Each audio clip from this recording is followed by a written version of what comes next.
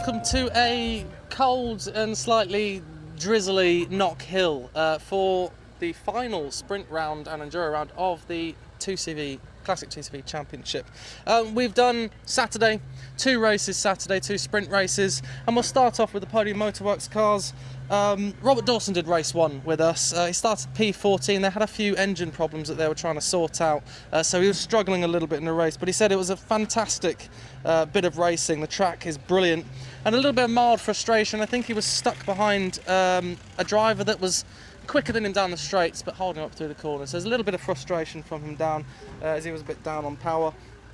Ollie Grantham went in for race two and started, I think it was P12, and finished a brilliant ninth. He got a little bit lost, stuck without a tow, and wasn't able to catch the pack ahead, but they managed to sort their engine problems and are on their way to some good finishes.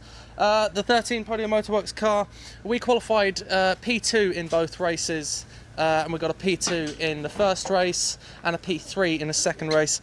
Car's brilliant, the racing is brilliant, the track is fantastic, but we don't quite have the legs down the straight. So it was a difficult racing, but the wheel-to-wheel action was fantastic, and I think a lot of drivers through the grid would agree with me on that. Let's have a look at, I think we've got the Walford's car here, 55. We managed to speak to them earlier on in the day. So Julie Walford in race one, P10 to P8. She said it was a good race, a bit undramatic, and she actually spent no time in the gravel, which is a bit of a nod to race two, which was Steve Walford, who was fast. I think he was sitting in fifth, I think, for a little bit, and got a little over enthusiastic through turn three and put himself in the gravel. So P10 for Julie Walford and a DNF, unfortunately, for Steve Walford. Let's have a look at who we've got next. Martin Sunderland, who was in car 21 with the Walfords. He said he started last, and he also finished last, but he said, don't feel sorry for me, I had a lot of fun. Himself and Colin Etchells were very closely matched, and they had some really good fighting, so they're really happy with it. And again, all I've heard from the drivers is how great Knockhill seemed to have been for the racing. We didn't speak to the Gadget team.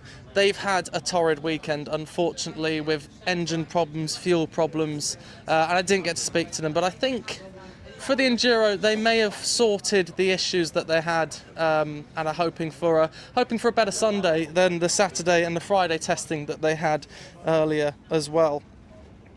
Chris Yates, who's in the Blueberry Muffins car, we know him very well. Race 1 started P6, finished P9. Race 2 started P9 and finished P8. He said a great start in both races, but he couldn't quite keep with the guys at the front. But again, enjoyed the track, really close racing, and I think a lot of people were actually surprised how good the racing was, because it's a very technical, very tight track, and we thought we were going to struggle with the wheel-to-wheel racing. Where have we got? We've got Andrew Bull. Andrew Bull put it on pole for two races, currently leading the championship, and made a statement in qualifying by putting it on pole in both races. Lights to flag victory in race one. He said it's the first time he's commanded a race for the entirety, led every single lap, which just felt great, and I think that's obviously given him a lot of confidence going forward. Good battle with myself at the end of the race, but he managed to defend that and cross the line in first. Race two, started on pole, finished P4.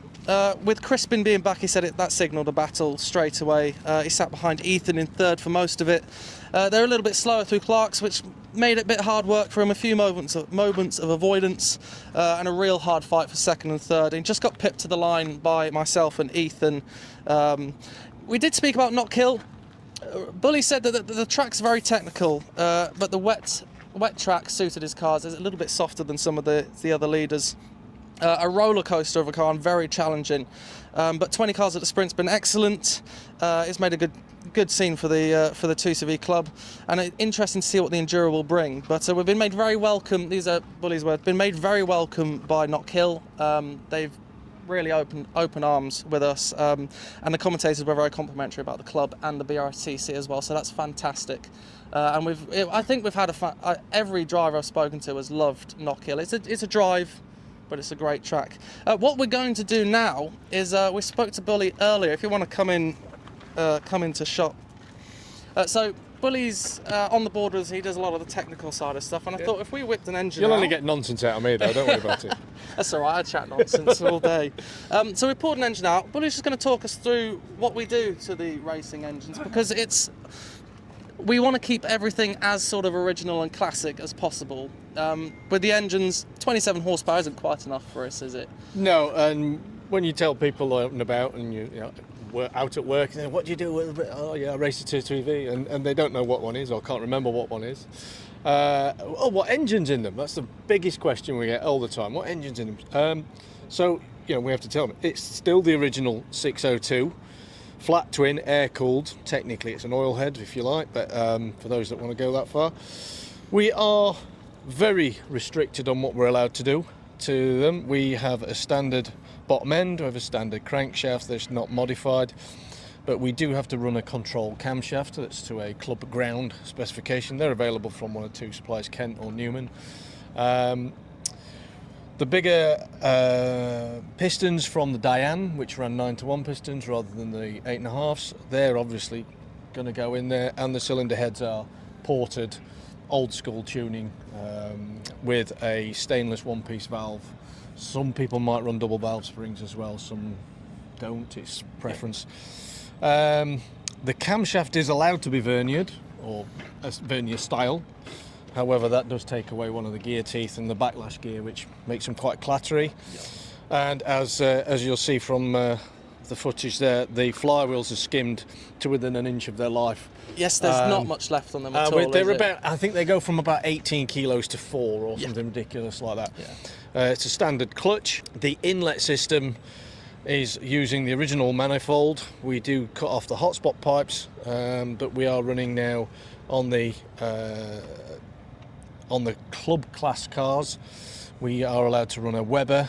It's a 34 DMTL. There are several versions available from Golf GTIs and oval racers and Land Rovers, I believe, which gives it did make the cars faster. So one of the bigger problems we have with the 2CVs and using carburetors, they're very, very susceptible to weather condition, temperature, humidity. So your jetting might be perfect in the morning, and the biggest problem is you've got to come and test and set the car up for the weekend, for the conditions. We've had members come and then go again, because that part of the testing and setting up every weekend, it's not a turn up and turn the key, it's not fuel injected, so it's very difficult to... It can be a bit of a dark art, and I struggle sometimes with getting the jetting right, and you think, it's great on the rolling road, but it's not doing what it was. And what works on the rollers might not give you drivability on the track, so or on the engine dyno even as well. So we run a Lumination ignition system, which is mandated as well. It's an electronic chopper with a control box on the car. Replaces the old points and condenser. You can still run points and condenser if you want, but the condensers are not that reliable anymore. And you may notice we're also allowed to remove material from the fan blades. You can remove the fan blades. You don't have to take them all off. You don't have to take any of them off, but it's worth about 2 horsepower. Taking 6 blades off, anywhere between 1 and 2 horsepower if you want to go there, but it does allow the engine to rev freer, because that's bolted directly to the end of the crankshaft. It's less rotational mass, isn't it? Yeah. Fantastic. The engine then weighs about 50 kilos, and in the trim they're in now, I think we're about double the original output, somewhere around 50 horsepower. It depends on the rollers, depends on the dyno. So, for a car that weighs 665 kilos with the driver in it, 50 horsepower is not bad. We just don't have the acceleration that some do. Yeah, but it's the close racing that it provides, and with everyone being restricted to the same things, it keeps things as close as and we do have eligibility scrutineering. The gearboxes are standard, the brakes are standard, and they're checked. So we try and keep things as really tight as possible, and actually our technical rules are heavily debated when a change wants to happen for the STGM or the annual general meeting, where we vote on those changes going through. There's a lot of discussion, because we don't want to open anything up, we don't want to close it down, or there's a lot of opinion, and the members get the vote at the end of it. So so that's pretty much. We still run in a standard Citroen engine, basically.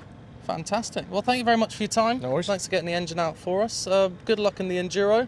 And you. Yeah, thank you. I'll try. You our won the best. last one we did, so We'll try and do it again. But you've got a different Pro Yeti with you this time. I've got a quicker one. It's all good. Yeah. He's a bit dangerous though as well, isn't he? He can be. Yeah. He's done some damage already. But Yeah. It'll be all right. But thank you Good for your stuff. time. No worries. Congratulations on your race win and the good driving in race 2 as well. Yeah, and you. Great racing. Thank you very much. Fantastic. So that was a little bit of a chat about the engines that we're using from Andrew Bull, who's obviously, as you can tell, quite clued up on all of that. We'll roll through the last people. There's not too many people to speak to or speak about now. We'll talk about George Broadhurst. This is the blue and white car over here. It's been quite hard to get a hold of people today, so we're not going to go through everyone. But George Broadhurst had a fantastic qualifying. He qualified P4. And I spoke to George, and he's so overwhelmingly happy and genuinely surprised and proud about his qualifying performance, as he tended to be quite scared. We had wet qualifying, if you don't know. He said he tends to be quite scared about qualifying or driving in the wet, but this time he just got on with it and put in some fantastic laps and started P4. He was up in P3 at some point as well, racing against Ethan Sparrow. But he said over the moon. The racing was brilliant. He said he had a hard battle with Sam all race long, and probably the best race he's had so far in his career. And he said, actually talking about Sam, he said Sam is the youngest driver on the track, but he drives like he's been here for years. Very respectful and very talented. And again, it's a big yes for Knockhill. Well suited to the 2CVs. And yeah, just provided some fantastic driving for everyone, some fantastic racing. I was going to see if we can speak to George for 2 seconds. George, are you free for 2 seconds? Have you got alcohol in your hand?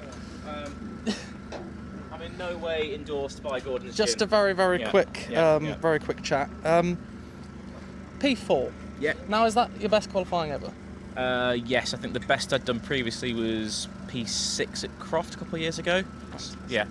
Fantastic. And yeah, in the wet, which I remember you saying you were a bit scared of initially, but it seems like you're a bit of a dynamite on the wet track now. Yeah, I've always been scared of wet conditions. It's weird because normally when it starts dry and becomes wet, I'm normally quite confident.